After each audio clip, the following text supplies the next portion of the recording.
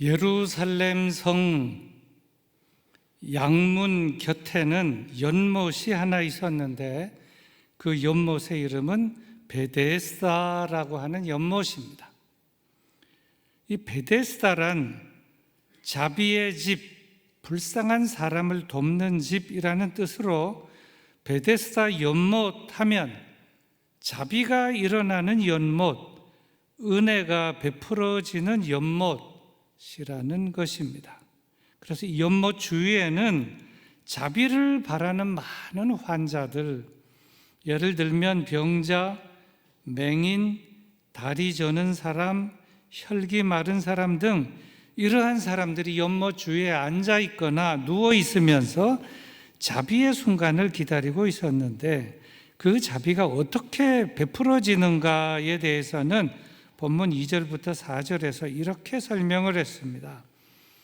예루살렘에 있는 양문 곁에 히브리 말로 베데스다라 하는 못이 있는데 거기에 행각 5이 있고 그 안에 많은 병자, 맹인, 다리 저는 사람, 혈기 마른 사람들이 누워 물의 움직임을 기다리니 이는 천사가 가끔 못에 내려와 물을 움직이게 하는데 움직인 후에 먼저 들어가는 자는 어떤 병에 걸렸든지 낫게 됨이러라.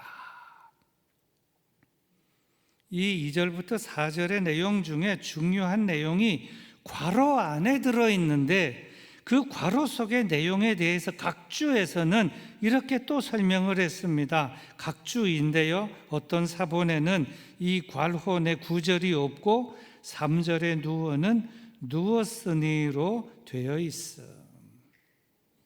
무슨 말인가 하면 어떤 사본에는 이 내용이 있고 어떤 사본에는 없다는 것인데, 그래서 이 내용을 괄호로 처리하면서 소개를 했다는 것입니다.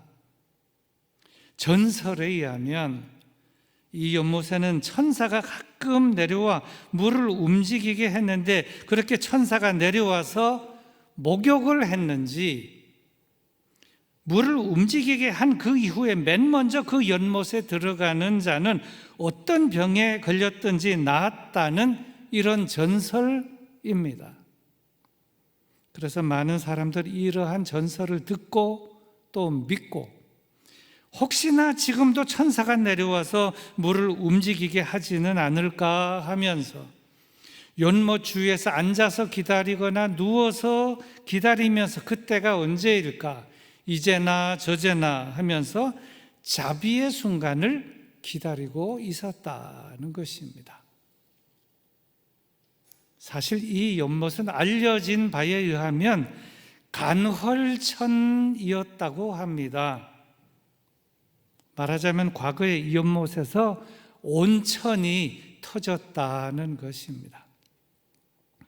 그래서 뜨거운 온천물이 땅 밑에서부터 올라올 때 물이 울컥하고 솟아 올라오게 되면 물이 움직이면서 소리를 낸다는 소문이 있기도 했었고, 눈으로 보지는 못했지만 천사가 가끔 내려와 목욕을 했다는 소문도 있었다는 것입니다. 그런데 바로 그때 제일 먼저 이 연못에 뛰어드는 환자는 그가 어떤 병에 걸렸든지 완전히 다 낫다는 이야기인데 그야말로 전설이고 사람들 말에 의하면 적어도 신경통 같은 병은 나았을 것이다, 이렇게들 생각한다는 것입니다. 그런데 그렇게 기다리는 많은 사람들 가운데 그 병이 38년이나 오래된 사람이 있었습니다. 병 앓기를 시작한 지 38년 되었으니 너무나 많은 세월이 흘러 이제는 주변에 친척도 없고 친구도 없고 심지어 가족도 없습니다. 그래서 이 사람을 자세히 들여다보면 참으로 안 됐고 어떤 면에서는 비참하기도 한데 그가 여러 가지 면에서 안 됐기도 하지만 참으로 그가 불쌍한 것은 그가 자신의 병 치유를 시작은 신앙으로 시작을 했지만 이제는 미신에 의존하며 하루하루 살아가고 있다는 그 모습이 참으로 불쌍하다는 것입니다. 왜냐하면 누가 보아도 그는 처음 발병했을 때는 하나님 앞에 간절히 기도했을 것이라고 생각합니다. 그리고 또 용하다는 의사도 다 찾아가 보고 애를 썼겠지만 다 안 됐고, 이제는 남은 것이라고는 확실한 것도 아닌 물이 동하면 저 연못에나 들어가야 하는데 하면서 나를 저 연못에 넣어줄 사람도 없구나 이러면서 속상해하며 한탄하며 하루하루 살아가고 있다는 것입니다. 그런데 이러한 상황 속에 있는 이 38년 된 병자에게 예수님께서 다가가셨는데 이러한 일은 특별한 일이었습니다. 왜냐하면 지금의 상황은 유대인의 명절이었기 때문입니다. 명절에는 다들 옷을 잘 차려입고 예루살렘 성전을 찾고 또 명절에는 예배를 드리고 좋은 음식을 먹으며 좋은 시간을 갖는 시기였기 때문에 대부분의 사람들은 이 베데스다 연못 주위는 찾지 않았으며, 또 이 베데스다 연못가에는 병자들이 아주 많아서 병자들의 냄새도 많이 났을 뿐만 아니라 청결이라고 하는 관점에서 보아도 이 베데스다 연못가는 청결하지 못한 장소가 되어 명절에는 사람들이 찾지 않았다는 것입니다. 그런데 예수님께서는 그러한 명절에 이 베데스다 연못을 찾으셨다는 것입니다. 그리고 그 가운데서도 38년이나 된 이 병자를 보셨습니다. 이 병자는 예수님께서 자신에게 가까이 오신 것만으로도 은혜와 축복이었을 것이고 눈에서는 감동의 눈물이 흐를 수밖에 없는 상황이었는데, 예수님께서는 가까이 오셔서 그를 자세히 보시고 또 병이 오랜 줄 파악하시고는 이렇게 말씀을 하셨습니다. 내가 낫고자 하느냐? 예수님의 이 질문은 그에게 충격적인 질문이었습니다. 뿐만 아니라 이 질문은 지금 그에게 앓은 지 38년이나 된 그에게 꼭 필요한 질문이었습니다. 내가 낫고자 하느냐? 무슨 병인지는 모르지만 그 병이 38년이나 되었다는 것을 생각해 보면 아마도 처음에는 완치를 목표로 매일매일 정성을 다해 치료했을 것이고 가족들도 다 같이 지극정성을 쏟았을 것입니다. 하지만 이제는 완치가 안 되니 낙심이 되어서 치료도 다 포기하고 가족들도 돕는 것을 다 포기하고 하루하루 세월만 보내면서 살고 있을 수도 있는데, 이러한 상황 속에서의 예수님의 이 질문은 아직도 치료의 희망, 낫고자 하는 소망을 가지고 있느냐? 그래서 완치의 소망을 가지고 있느냐? 이 점을 물어보았다라고 보는 것으로서 어떤 면에서는 소망이 있느냐 물어보는 질문이기도 하였지만, 다른 면으로서는 소망을 다시 가지라는 촉구라고 하는 측면에서도 이 말씀을 이해할 수도 있다라고 하는 것입니다. 그런데 이 병자의 대답은 엉뚱하였습니다. 동문서답이었다는 것입니다. 낫고자 하느냐는 질문에 예, 낫고 싶습니다 이렇게 대답하든지, 아니면 한 번만이라도 걸어본다면 죽어도 한이 없겠습니다 이렇게 대답하는 것이 정상일 텐데, 그렇게 대답하지 아니하고 다르게 대답했다는 것입니다. 7절 말씀입니다. 주여, 물이 움직일 때에 나를 못에 넣어주는 사람이 없어 내가 가는 동안에 다른 사람이 먼저 내려가나이다. 무슨 말인가 하면 대답은 대답이지만 대답이라기보다는 하소연 차원인 그런 대답만 했다는 것입니다.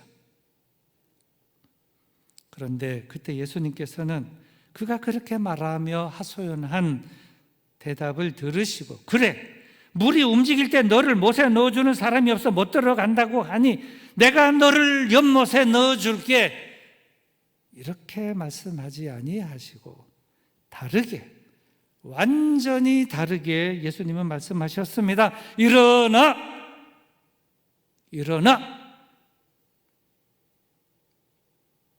이 예수님의 말씀은 38년 동안이나 누워있는 환자에게 잘못 이해하면 조롱하는 뜻으로도 들릴 수 있습니다. 왜냐하면 38년 동안이나 앓고 있었기에 어떻게 보면 그동안 한 번도 일어나 보지 못했던 사람일 수도 있기 때문입니다. 그런데 이 병자는 예수님의 이 말씀을 듣고는 즉시 벌떡 일어났습니다. 이것은 정말 놀라운 일이었습니다.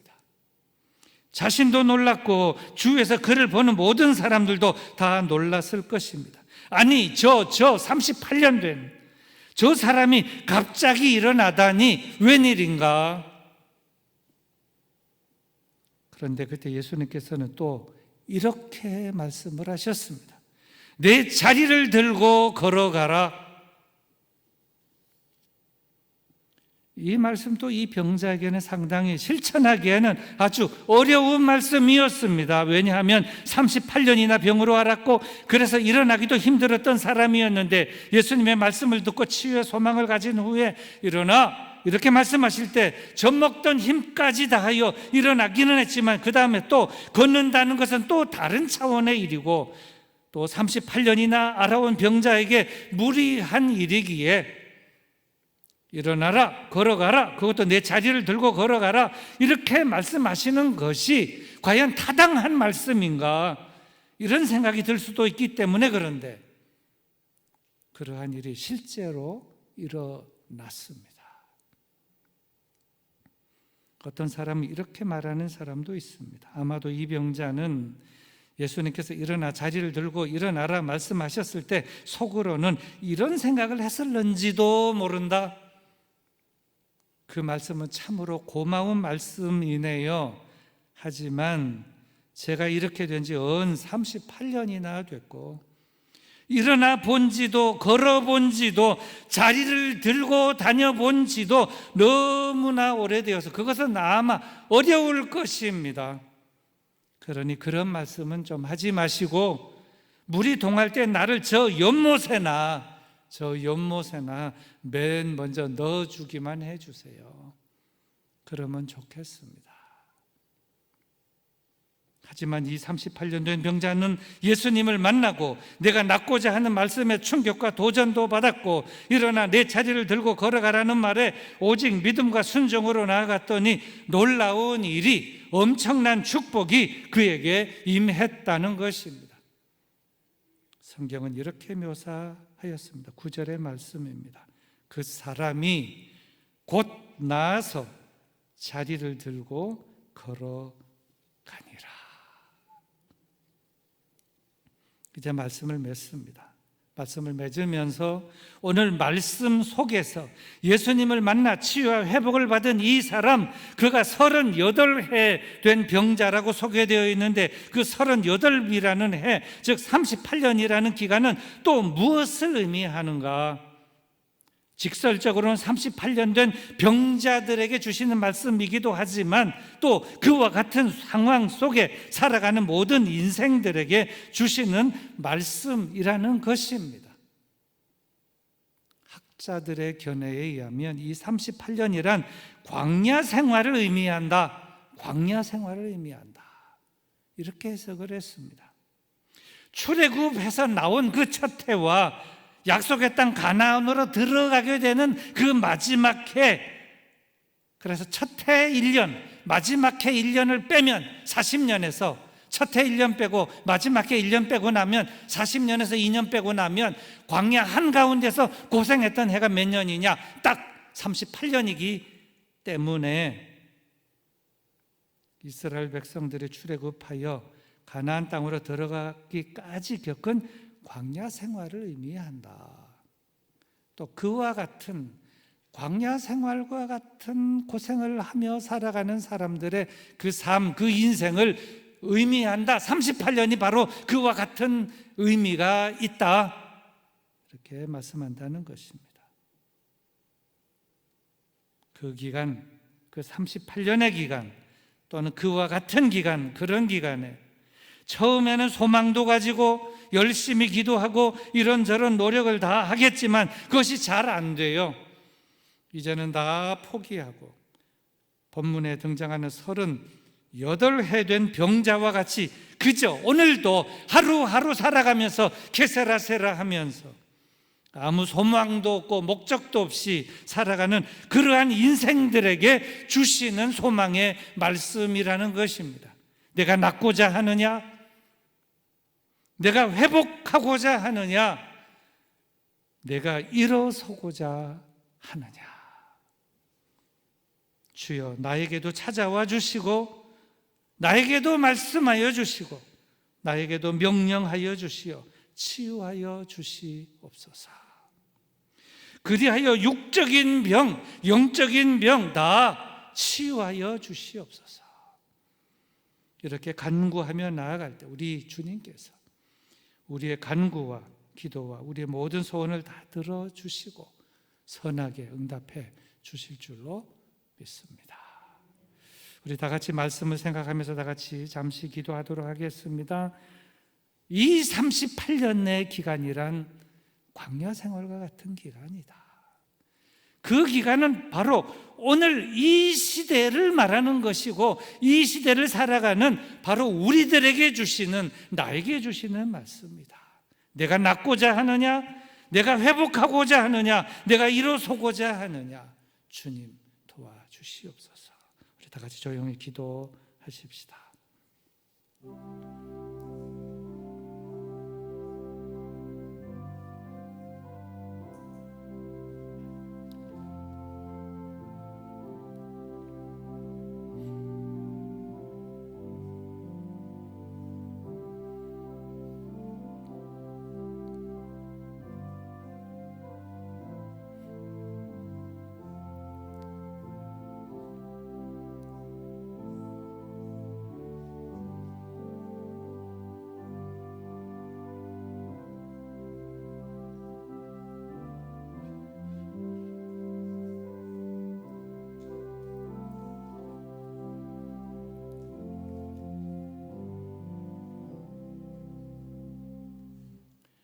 오늘 본문 속에서 38해 동안이나 병을 앓아온 사람을 찾아가 주시고 만나 주시고 말씀하여 주시고 치료하여 주신 그 예수님의 그 놀라운 이적과 치유와 회복의 역사, 그 38년이 또 광야 생활을 의미한다고 오늘 또 깨달았는데, 또 그 38년이라고 하는 그 광야 생활과 같은 그 기간, 그 의미, 그 속에 살아가는 사람들이 바로 또 오늘의 이 시대, 오늘을 살아가는 우리가 아닌가 그렇게 생각합니다. 아버지 하나님, 불쌍히 여겨주시고 이 코로나 상황 속에 힘들게 살아가는 우리를 찾아와 주시고 만나 주시고 말씀하여 주시고 일으켜 세워 주시고 회복시켜 주시옵소서. 신앙도 회복시켜 주시고 일상도 회복시켜 주시고 모든 것이 다 회복되는 역사가 주님으로부터, 주님의 말씀으로부터 일어나게 하여 주시옵소서. 구주 예수 그리스도의 이름으로 기도드리옵나이다.